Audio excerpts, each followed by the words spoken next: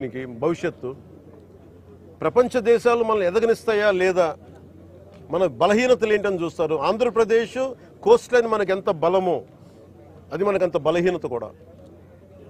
ఎందుకు చెప్తున్నాను ఈ మాట అంటే, వైజాగ్కి పాకిస్తాన్ నుంచి వచ్చిన ఆ యుద్ధ సమయంలో మీకు గజనీ సబ్మెరీన్ చూడొచ్చు. నేను చెప్పాను ఈ రోజున ఈ పబ్లిక్ డిస్ట్రిబ్యూషన్ రైస్ తాగదు స్మగ్లర్లు చేసేది. ఆర్డిఎక్స్లు ఇంపోర్ట్ చేసుకోవచ్చు. ఓఎన్జీసీ ఇలాంటి గ్యాస్ నిక్షేపాలు ఉన్న చాలా కీలకమైన ఇన్స్టిట్యూట్ మనకి వ్యవస్థలు సంస్థలు ఉన్నాయి ఇక్కడ. ఒక 100 కిలోల ఆర్డిఎక్స్ని తెచ్చేసుకుని ఎవరు చూసేవాళ్ళు ఎవరు లేడు, నాదుడు లేడు. It is not just about public distribution సంబంధించిన రైస్ సంబంధించిన ఒక్కటిదే కాదు ఇది. సో మ్యారిటైమ్ సెక్యూరిటీ ఇష్యూస్ కూడా ఉన్నాయి దీనికి. మ్యారిటైమ్ సెక్యూరిటీ ఎక్కడుంది, మ్యారిటైమ్ పోలీసింగ్ ఎక్కడుంది? ఈ పోర్టు ఫ్రీ ఫర్ ఆల్ అయిపోయింది. ఉగ్రవాదులు కసాబ్ లాంటి వాడు ఎలా వచ్చాడు, ఎక్కడ మనకి కరాచీ నుంచి బోట్లో వచ్చి కాల్చేశాడు. ఇండియాకి చాలా వల్నరబుల్ పాయింట్ అయిపోయింది మన దగ్గరికి వచ్చి ఉగ్రవాదులు వచ్చి రావడానికి. ఇది కేవలం నేను ఒక పీడిఎఫ్ ఈ పబ్లిక్ డిస్ట్రిబ్యూషన్ సిస్టమ్ రైస్ సంబంధించి ఒకటే నేను మాట్లాడలేదు. ఇట్స్ వెరీ వల్నరబుల్ రిపోర్ట్ ఇది. ఎవరు దీన్ని పట్టించుకునే ఇది లేదు. ఎస్పీ గారికి నేను వెరీ బిగినింగ్ రోజున చెప్పాను. ఎస్పీ గారికి నేను స్వయంగా పిలిచి చెప్పా, ఇది వల్నరబుల్గా ఉంది report, please focus on it. అంటే ఇప్పుడు దాకా రిపోర్ట్ లేదు నాకు. ఇంకా కలెక్టర్ గారు ఇంకొంచెం ఇనిషియేటివ్ తీసుకొని చేయబట్టి మా మనోహర్ గారు, కొండబాబు గారు వీళ్ళందరూ కూర్చొని ఒక టీం లాగా పనిచేసి ఈ రోజు నేను పట్టుకోగలిగారు. మొన్నటికి మన సుధీర్ గారు కూడా సివిల్ సప్లైస్ చైర్మన్, ఆయన కూడా మీరు ఎంత పట్టుకున్నారండి నిన్న? ఇప్పుడు ఇది సమస్య ఎక్కడుందంటే, first public distribution system rice నిజంగా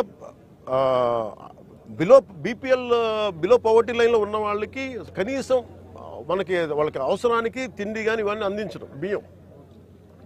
అలాగే రైతుకి వాళ్ళకి స్థిరీకరణ, వాళ్ళకి స్టెబిలిటీ ఇవ్వడానికి, గిట్టుబాటు ధర ఇవ్వడానికి ప్రభుత్వం కొనే విధానం ఇది. దీనిని దాదాపు 43 రూపాయలు ఖర్చు అవుతుంది, 43 రూపాయల 50 పైసలు ఖర్చు అవుతుంది ఒక్కొక్క కిలోకి. అది గవర్నమెంట్ సబ్సిడైజ్డ్ ప్రైస్ తోటి 2 రూపాయలు జీరో. మొన్నదాకా రూపాయి 2 రూపాయలు ఉంటే ఇప్పుడు అది కూడా పూర్తి అసలు జీరో. వీళ్ళు 1300 వ్యాన్లు ఏవో పెట్టేసి గత ప్రభుత్వం, ఇదివరకన్నా వెళ్ళి రేషన్ షాప్ డీలర్ దగ్గరికి పంపించేవాళ్ళేమో, కానీ ఈ ప్రభుత్వం వచ్చాక ఇప్పుడు ఏమైపోయింది, ఆ ration direct vans has become బస్తాలు వేసుకురావడం, పంపించేయడం, ఆ లబ్ధిదారులకే 300 రూపాయలు ఇవ్వడం. ఇది ఏమైపోయింది, ఇది అందరికి ఒక ఆలవాలం అయిపోయింది, సోర్స్ ఆఫ్ ఇన్కమ్ అయిపోయింది. కొన్ని వేల కోట్లు దీని నుంచి వెళ్ళిపోతూ ఉన్నాయి. దారుణంగా ఆఫ్రికా దేశాల్లో దీన్ని 70 రూపాయలకి అమ్ముతారు. ఇందులో ఎవ్వరు చేసింది ఏం లేదు. 70 రూపాయలకి 73 రూపాయలకి అమ్ముతారు కేజీ.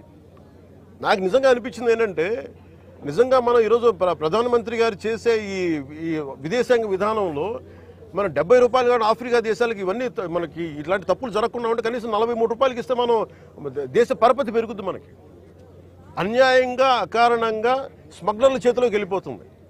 వీళ్ళకి ఎంత ధైర్యం అంటే, వీళ్ళందరికీ కూర్చోబెట్టి కోర్టులకు వెళ్తారు. కోర్టులకు వెళ్ళి నా మీద ఒత్తిడి పెడతా ఉన్నారు. నా మీద కూర్చోబెట్టి మీరేం చేయలేరు ఇట్లా మాట్లాడుతున్నారు నాతోటి. నేను ఈరోజు ఇందాకే చెప్పాను, ఫస్ట్ దీనికి సంబంధిత పోర్ట్ ఎవరు, సిఇఓ ఎవరో, ఈ స్టేక్ హోల్డర్స్ ఎవరు, వాళ్ళకి నోటీసులు పంపించిన వాళ్ళకి ఆ షిప్ని సీజ్ చేయండి. నేను I want right a letter to home ministry. Amit Shah గారు లెటర్ రాద్దాం అనుకున్నాను. ఇది మోస్ట్ వల్నరబుల్ పోర్ట్. ఇది మ్యారిటైమ్ సెక్యూరిటీకి, నేషనల్ సెక్యూరిటీకి చాలా ఇబ్బందిగా ఉంది. ఇక్కడ కీ ఇన్స్టలేషన్స్ ఉన్నాయి. ఇక్కడ ఓఎన్జీసీ గ్యాస్ నిక్షేపాలు చాలా కీ ఇన్స్టలేషన్స్ ఉన్నాయి. తూర్పుగోదావరి జిల్లా అంతా, ఉమ్మడి తూర్పుగోదావరి జిల్లా అంతా కేజీ బేసిన్ ఉంది. ఒకప్పుడు ఉగ్రవాదులు మనం కూర్చోబెట్టి బాంబేలో పెద్ద నగరాల్లోకి రావాల్సిన అవసరం ఏం లేదు. హైదరాబాద్లో చూసాం, గోకుల్ చాట్ బండార్ లాంటి చోట కూడా వచ్చేసారు. ఇక్కడ వచ్చి ఒక 10 మంది ఉగ్రవాదులు వచ్చి ఎడాపెడిగా కాల్ చేస్తే దిక్కు లేదు. ఇక్కడ వాళ్ళు చనిపోవడానికి సిద్ధంగా ఉంటారు ఉగ్రవాదులు. 25,000 టన్నుల 25,000 కిలోల హెరాయిన్ ఆంధ్రప్రదేశ్లో వైజాగ్ పోర్టులో దొరికింది. That shows the vulnerability. అలాగే మనకి అర్షి ట్రేడింగ్ కంపెనీ అని చెప్పి అది ఇక్కడ విజయవాడలో ఉన్నది, అటు వెళ్ళిపోయింది. అలాగే నా దృష్టికి 2 పేర్లు వచ్చింది. ఒకటి అలీషా అనే పేరు చాలా పదే పదే వినిపిస్తూ ఉంది. నాకు అర్థం కాదు ఎవరు ఈ అలీషా, ఎవరు అని.